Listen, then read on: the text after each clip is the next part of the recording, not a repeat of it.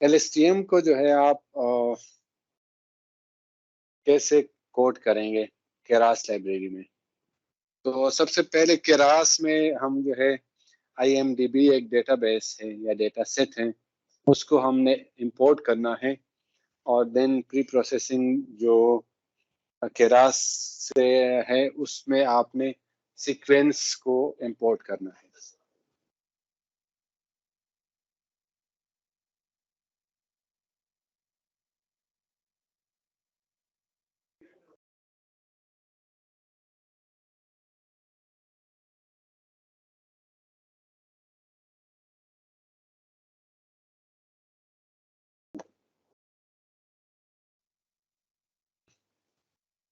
IMDb data set को import किया और प्री प्रोसेसिंग से हमने सीक्वेंस को इंपोर्ट किया है।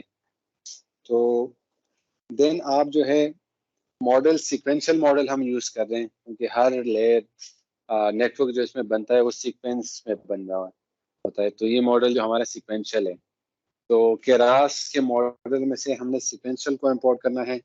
देन एम्बेडिंग हमें चाहिए और सिंपल RNN चाहिए। RNN जब हम चला रहे थे उसमें चाहिए था। देन LSTM चाहिए हमें, तो LSTM को इंपोर्ट किया।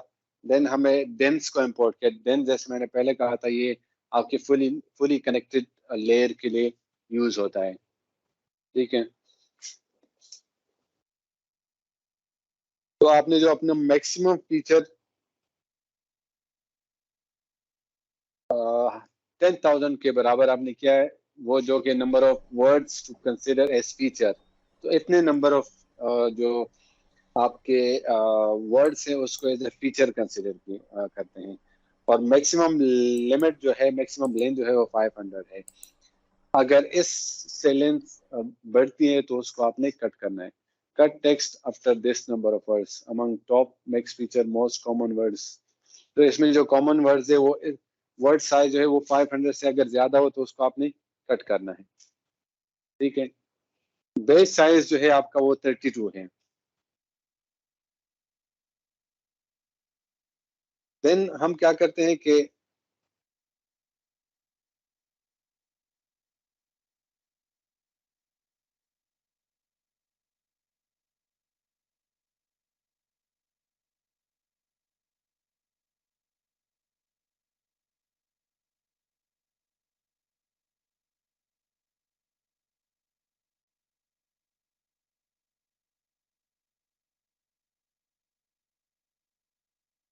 IMDb के डेटा को हम लोड करते हैं। IMDb डॉट लोड डेटा, उस डेटा को हम लोड करते हैं। उसमें इनपुट ट्रेन वाई ट्रेन जो कि लेबल है इनपुट टेस्ट और वाई टेस्ट। ठीक है, ये इसके वेरिएबल में ये डेटा सेव हो जाता है। देन अगर आप देखें तो जो ट्रेन सीक्वेंसेस हैं उसकी लेंथ को आपने प्रिंट प्रिंट किया कि इसकी लेंथ कितनी है। तो इनपुट ट्रेन की जो लेंथ है वो 25,000 है और इनपुट टेस्ट की जो लेंथ है वो 25,000 है। इसका मतलब है कि जो ट्रेनिंग सीक्वेंस है वो 25,000 है, इतने हमने वर्ड्स या फीचर इसको इनपुट करने हैं। और जो टेस्ट है वो भी 25,000 है। जो टेस्ट के लिए यूज होंगे वो भी 25,000 सीक्वेंस होगा। ठीक है, और ये अगर आप देखें, अगर आपके पास ये डेटा डाउनलोड नहीं है तो ये storage.google.apis.com से जो है आपका IMDb डेटा सेट डाउनलोड हो जाता है खुद ही उसको एक्सेस करके।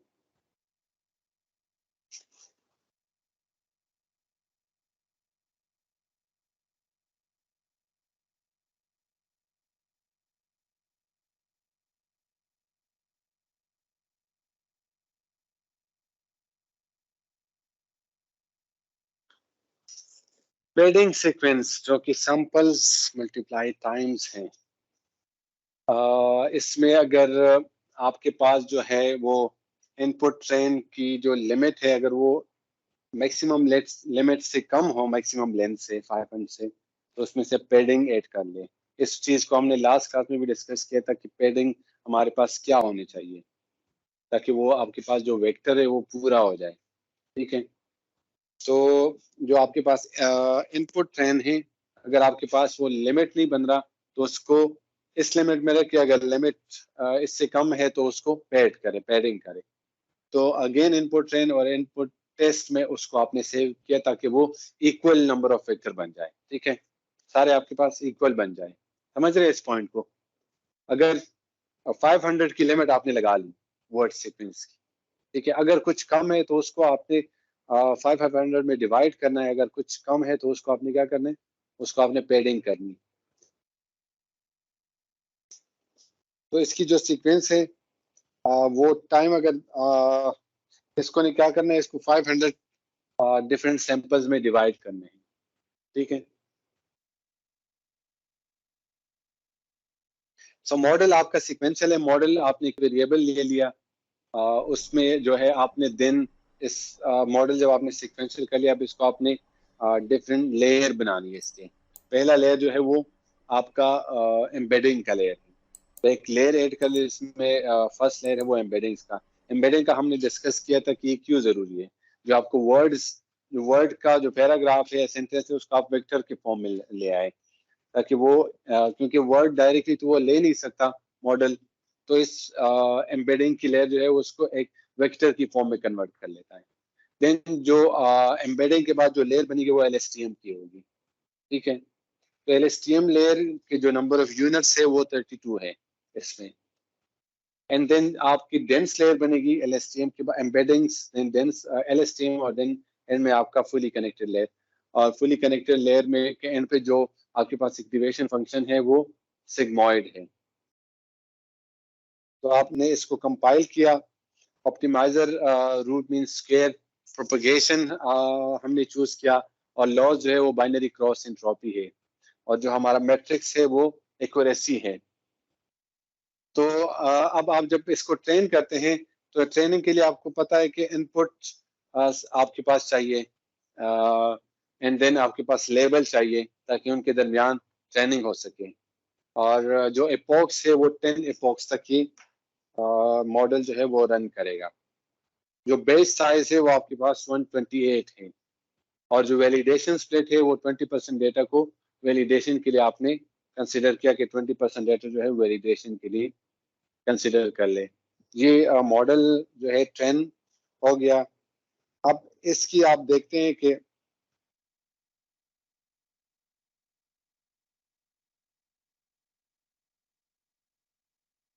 जब आप इसको प्लॉट करते हैं, ट्रेनिंग एंड वैलिडेशन एक्यूरेसी और ट्रेनिंग एंड वैलिडेशन लॉस, तो जो आपके पास डॉट है वो शो कर रहा है ट्रेनिंग एक्यूरेसी को, और जो लाइन है वो आपकी वैलिडेशन एक्यूरेसी को रिप्रेजेंट कर रहा है।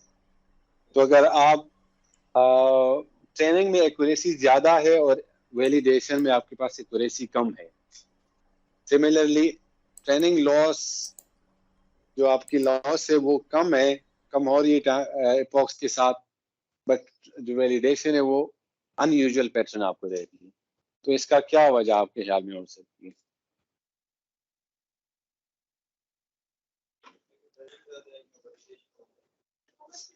जी, 20% आपने वैलिडेशन का डेटा दिया है, तो अगेन इसका मतलब है कि वो जनरलाइज ज्यादा नहीं है, तो इसलिए वैलिडेशन उसकी ज्यादा एक्यूरेट या नियर टू आपकी जो ट्रेनिंग एक्यूरेसी है और ट्रेनिंग लॉस है उसके करीब नहीं है। बट अगर आप ये जस्ट एक एग्जांपल था एलएसटीएम को इम्प्लीमेंट करने का। अगर आप देखें तो एलएसटीएम का जब आप नेटवर्क बनाते हैं तो जस्ट 3 लाइन आपको चाहिए। इतना सिंपल है प्रैक्टिकली इम्प्लीमेंट करना इस मॉडल को। तो सबसे जो मुश्किल चीज है वो इसका थ्योरेटिकल कॉन्सेप्ट है, जो कि आप लोग थोड़ा सा हेसिटेट होते हैं कि इसका थ्योरेटिकल मॉडल कौन सीखेगा और थ्योरी इसका कौन बताएगा। अगर ये 3 लाइन नेटवर्क का बंदा भी सीख ले तो उसने, इसका मतलब है कि एलएसटीएम इम्प्लीमेंट करना उसने सीख लिया। तो फिर क्या फर्क है आप में और उसमें, क्या फर्क होना चाहिए? Concept, theory. हाँ, अगर आपको कहा जाए कि इस मॉडल का आप जो है वो नेटवर्क मॉडल बनाओ इस कोड से, तो मैं भी वो बंदा ना बनाया और आप लोग बनानी आनी चाहिए। इसका जो नेटवर्क मॉडल है कोड से वो पेपर में कैसे कन्वर्ट हो। ठीक है, एक्टिवेशन फंक्शन में भी आप लोग चेंज कर सको, बट आउटपुट लेयर पे हैं तो इसको कितना आप चेंज कर सकते हो। आउटपुट लेयर पे आपके पास सिग्मोइड होता है अगर 1 यूनिट डिसीजन है। आप ऑप्टिमाइजर आप लोग चेंज कर सकते हो, ऑप्टिमाइजर। और आप जो है लॉस की का जो मैट्रिक है वो चेंज कर सकते हो। इसमें आपको देखना पड़ेगा जो डॉट कंपाइल फंक्शन है केरास के अंदर, उसमें आपके पास कितने ऑप्शंस है, कितने लॉस आपके पास लॉस है और कितने ऑप्टिमाइजर हैं। लास्ट लेक्चर अगर आपको याद हो कुछ ऐसा पहले, हमने एक ग्रेडियंट डिसेंट का एक प्रैक्टिस किया था इसमें, तो इसमें सारे एक्टिवेशन फंक्शन अवेलेबल होंगे। इसके अलावा आप लोग क्या इसमें चेंजेस कर सकते हो? मैक्स फीचर इसमें आप लोग चेंज कर सकते हो, ठीक है। तो ये आप लोग चेंजेस करके इसमें देख सकते हो कि आपके पास जो है वो क्या चेंजेस आती है टाइम के साथ। एपोक आप लोग चेंज कर सकते हो, एपोक्स। और वैलिडेशन स्प्लिट आप लोग चेंज कर सकते हो इसको। अगर आप 20% से लेकर 30% तक ले जाएं, आपके पास एक इंप्रूव हो रही है कि नहीं हो रही।